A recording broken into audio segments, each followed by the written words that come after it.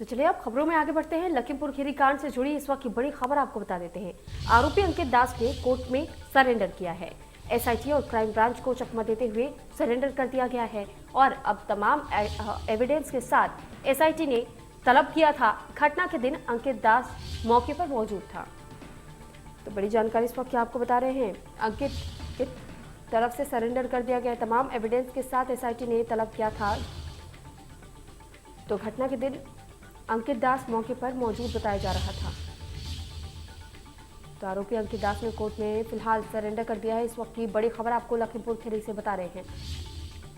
तो लखीमपुर खीरी कांड को लेकर के जिस तरीके से तमाम नए नाम अब सामने आ रहे थे, ऐसे में अंकित का नाम भी सामने आया था और अब अंकित ने सरेंडर कर दिया है कोर्ट के सामने। तो अंकित आशीष मिश्रा का बेहद करीबी बताया जाता है, लेकिन फिलहाल उसने सरेंडर कर दिया है।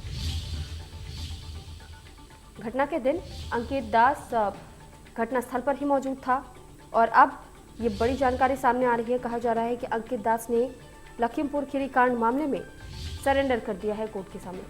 तो एसआईटी और क्राइम ब्रांच को चकमा देते हुए सरेंडर किया है अंकित दास ने। तो बड़ी खबर आपको बता रहे हैं। घटना के दिन अंकित दास मौके पर मौजूद बताया जा रहा था। फिलहाल ये खबर सामने आ रही है कि अंकित दास ने कोर्ट के सामने सरेंडर कर दिया है। तो लखीमपुर खीरी कांड से जुड़ी बड़ी खबर, आरोपी अंकित दास ने कोर्ट में सरेंडर किया है।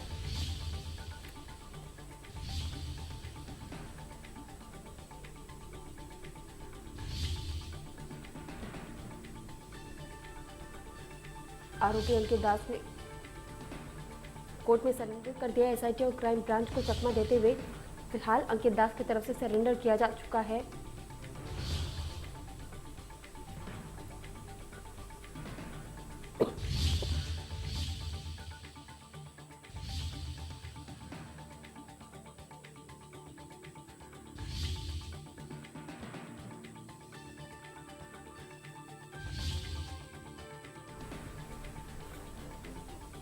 तो एसआईटी और क्राइम ब्रांच ने कई ऐसे प्रूफ इकट्ठा किए हुए थे, जिसके बाद से उसे तलब किया जाना था अंकित दास को, लेकिन अंकित दास ने चकमा देते हुए क्राइम ब्रांच को फिलहाल कोर्ट में सरेंडर कर दिया है। तो फिलहाल ये बड़ी जानकारी लखीमपुर खीरी कांड से जुड़ी हुई आपको दे रहे। दरअसल अंकित दास ये वही व्यक्ति है जो कि आशीष मिश्रा का बेहद करीबी बताया जा रहा था और अंकित दास के नाम पर ब्लैक फॉर्च्यूनर वो गाड़ी बताई जा रही थी, जिस गाड़ी से बुरी तरीके से किसानों को रौंद दिया गया। तो लखीमपुर खीरी कांड मामले में अंकित दास भी मुख्य तौर पर आरोपी पाया गया था, जिसके बाद से अंकित दास के नाम पर भी नोटिस चस्पाए गए थे उसके घर पर, क्योंकि लंबे समय से वो भी फरार चल रहा था। लेकिन अब अंकित दास ने क्राइम ब्रांच को चकमा देते हुए फिलहाल कोर्ट के सामने सरेंडर कर दिया है। एसआईटी और क्राइम ब्रांच का कहना है कि अंकित दास घटना के दिन घटनास्थल पर मौजूद था, लेकिन फिलहाल अंकित दास ने एसआईटी और क्राइम ब्रांच को चकमा देते हुए कोर्ट के सामने सरेंडर किया है। तो लखीमपुर खीरी कांड से जुड़ी ये बड़ी जानकारी आपको दे रहे हैं। तमाम एविडेंस के साथ में एसआईटी तलब कर रही थी, लेकिन इसके पहले ही अंकित दास ने सरेंडर कर दिया।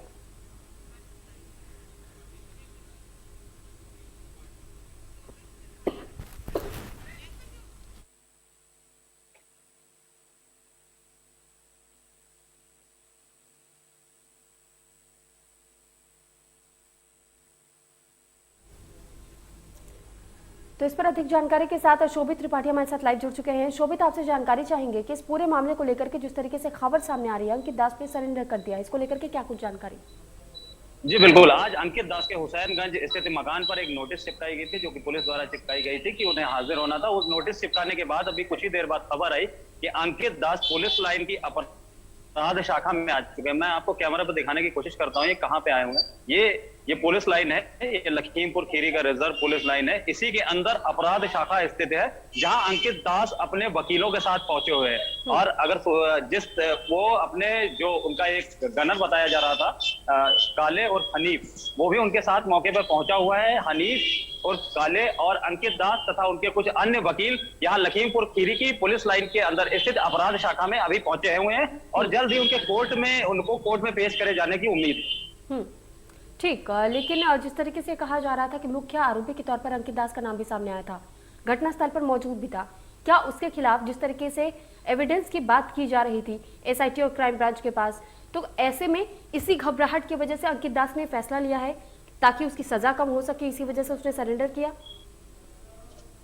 जी बिल्कुल, अभी तक वो बचने के उपाय देख रहे थे, अभी तक वो बचने की वजह वो शायद इस मामले से बच जाए, इसीलिए वो फरार भी थे। अभी तक उनका कोई भी पता नहीं चल रहा था कि वो कहाँ पे हुए, उनके किसी भी ठिकाने की पुलिस को जानकारी नहीं मिली थी। लेकिन जब पुलिस ने उनके घर से एक स्कॉर्पियो कल जब्त कर ली, परसों पुलिस ने एक स्कॉर्पियो उनके घर से जब्त की है और उसके बाद उनके घर पे आज नोटिस लगा दिया गया। तब कहीं ना कहीं अंकित दास को यह आभास हो गया कि अब उनके बचने की कोई उम्मीद नहीं है, इसलिए उन्होंने आज पुलिस के सामने सरेंडर कर दिया। और वो यहाँ मौके पे अपने जो गनर जो वहाँ मौके पे मौजूद था, जो उनकी काली फॉर्च्यूनर है, वैसे अंकित दास के पास 2 काली फॉर्च्यूनर है, लेकिन एक काली फॉर्च्यूनर उस समय मौके पे मौजूद थी, जिसको आग के हवाले कर दिया गया था। उस काली फॉर्च्यूनर में अंकित दास का गनर और अंकित दास का जो अकाउंटेंट है, जिसे पुलिस ने उसे भी गिरफ्तार कर लिया है कल लखनऊ में, वो तीनों लोग सवार थे।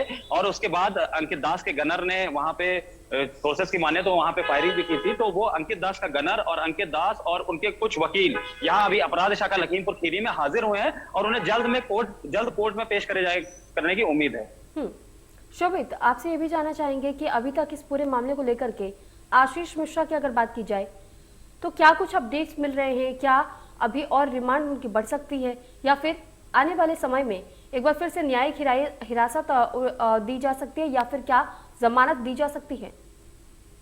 जी देखिए, अगर आशीष की बात करें इस पूरे मामले में, तो आशीष को कल से पुलिस रिमांड में भेजा गया है और पुलिस उनसे जानकारी जुटाने में कोशिश कर रही है और पुलिस उनसे लगातार उनको सवालों के घेरे में ले रही है, लगातार पुलिस उनसे जानकारियां प्राप्त कर रही है। और सूत्रों की माने तो पुलिस उन्हें जल्द ही मौका वारदात पे भी ले जा सकती है और सीन रिक्रिएशन भी कर सकती है। पुलिस को जो वहां से बुलेट्स मिली, उनका अभी भी कोई पुलिस के पास पुख्ता जानकारी नहीं है। वो बुलेट्स कहां से आई, वो बुलेट्स अंकित दास के गनर के द्वारा फायर की गई थी या वो बुलेट्स किसी नाजायज असलहे से फायर की गई थी, क्योंकि उसमें से जो बुलेट्स पाई गई थी वो कुछ 2 बुलेट्स मिस भी थी, वो पूरी तरीके से फायर नहीं हुई थी। तो इन सब चीजों की इन सारे तथ्यों की पुष्टि करने के लिए पुलिस इन्हें मौके पे भी ले जा सकती है। पुलिस सूत्रों की अगर माने तो पुलिस इनके घर भी ले जा सकती है कि और जो इनके पास जो राइफल थी और जो रिवॉल्वर थी वो भी इन्होंने सरेंडर कर दी है। लेकिन पुलिस को अभी बहुत सी जानकारियां पुख्ता नहीं हुई है, पुलिस अभी और भी जानकारियों को पुख्ता करने की कोशिश में जुटी हुई है। तो पुलिस इन्हें कभी भी मौके पे ले जा सकती है। और रिमांड की बात करें तो पुलिस ने इनकी 14 दिन की रिमांड मांगी थी, लेकिन पुलिस को न्यायालय ने 3 दिन की रिमांड दी है, जैसा कि सुप्रीम कोर्ट ने भी इस केस में हवाला ले रखा है। तो हो सकता है इनकी रिमांड आगे बढ़ सकती है। चलिए ठीक शोभित, तो बहुत धन्यवाद आपका तमाम जानकारी हम तक पहुंचाने के लिए। तो वाकई लखीमपुर खीरी कांड से जुड़े जो तस्वीरें सामने आई थी और इस तस्वीर ने हर किसी को बिल्कुल बुरी तरीके से झकझोर दिया था और इंसानियत पर भी सवाल उठ गए थे कि आखिर ये किस तरीके की इंसानियत इस वक्त देखने को मिल रही है, क्योंकि क्या इस तरीके से किसी को भी गाड़ी के नीचे रौंदा जाना क्या ये उचित था? और अब ऐसे में लखीमपुर खीरी कांड का जो मामला था और इस मामले में आए दिन नए नए मोड़ सामने आ रहे हैं, जिस तरीके से बुरी तरीके से किसानों को यहाँ एक ब्लैक फॉर्च्यूनर से कुचला गया और अब ये बात सिद्ध हो चुकी है कि ये ब्लैक फॉर्च्यूनर जो बताई जा रही थी वो अंकित दास के नाम पर थी, जिसके बाद से आज अंकित दास ने एसआईटी और क्राइम ब्रांच को चकमा देते हुए कोर्ट में सरेंडर कर दिया है।